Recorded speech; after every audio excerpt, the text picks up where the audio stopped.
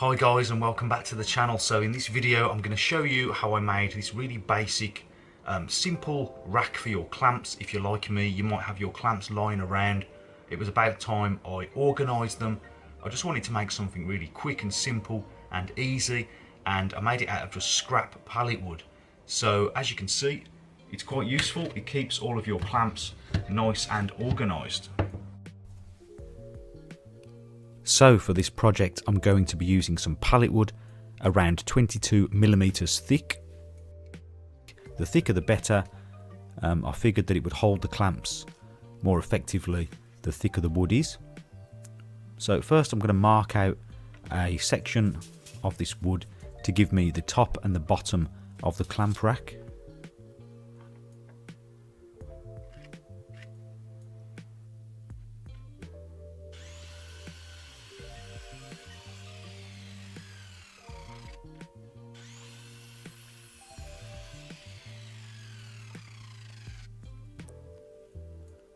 So now I'm going to cut the top and bottom out of this section, and I've measured up 40 centimeters. That's going to be the width of the clamp rack, and that is because that is the space between two studs in my wall in the workshop. So once cutting out the first one, I use that as a template to cut the second one. Now I needed to get the two side pieces. These are not as wide as the top and bottom, but they are the same thickness. And for the height, I chose around 14 centimeters, and that would give me enough clearance to get my hand clamps in and my quick clamps.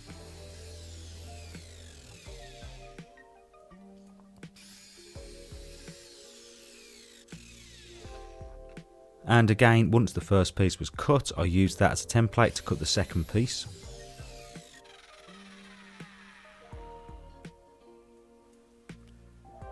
So then I'll just assemble the pieces to get an idea of how it was going to look.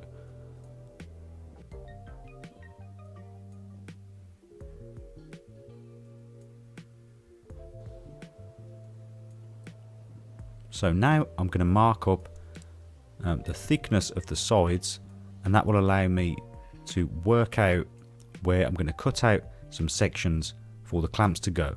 So I've got a 36 centimeter area, and I've divided that by 9, and that gives me 4 centimeters for each section for each clamp. So it will allow me to put 9 clamps onto the bottom of this rack. So now I'm just marking up 4 centimeter intervals, and I'm going to draw a line with a speed square.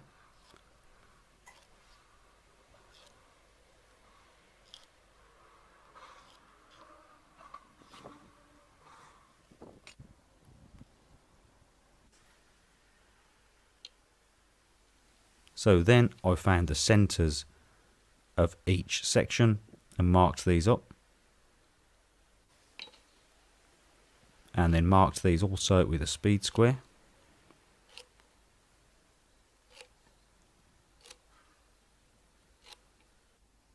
So then I worked out how deep the cuts needed to be by putting a clamp, one of my bigger clamps, up against a piece of wood.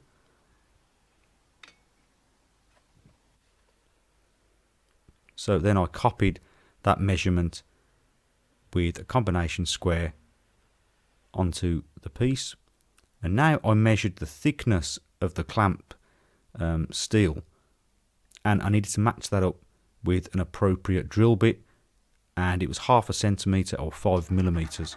So I'm going to start off by drilling a hole for each cutout section at the bottom of the section, and then later on I'm going to come in with a jigsaw. So I found the drill press was perfect for this job. So now again with the speed square, I'm going to draw a line on each side of the hole that I've drilled. So we've got a 5 centimeter thickness. So I'm going to go in with the jigsaw and cut 2 lines for each to give me a cutout.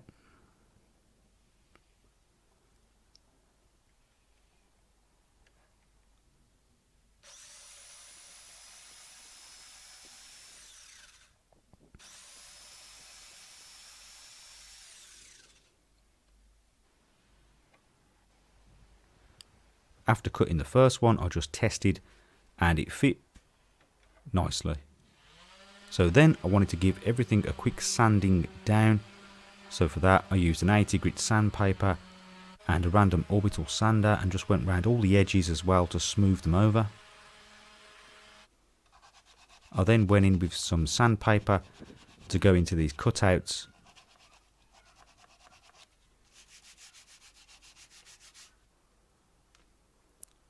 So then it was time to get this rack assembled. So I'm adding some glue here.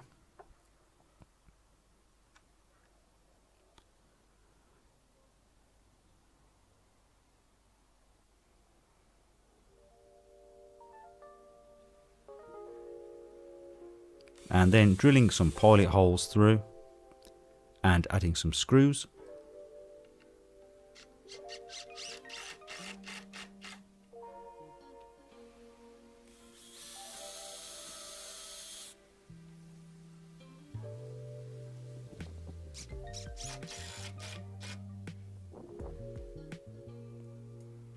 So then I started on the other side and did the same thing.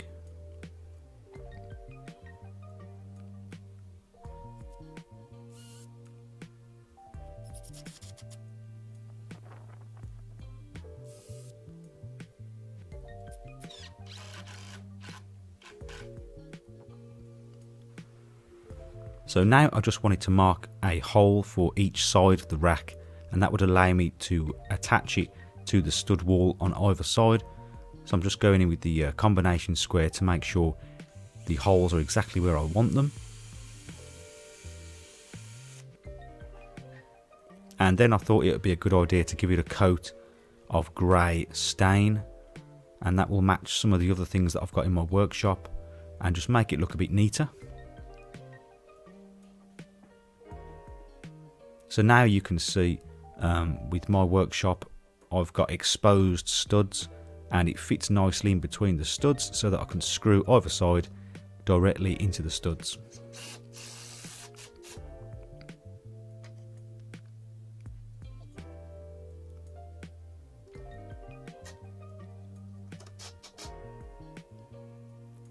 So that was it, finished. Now I just needed to add my clamps.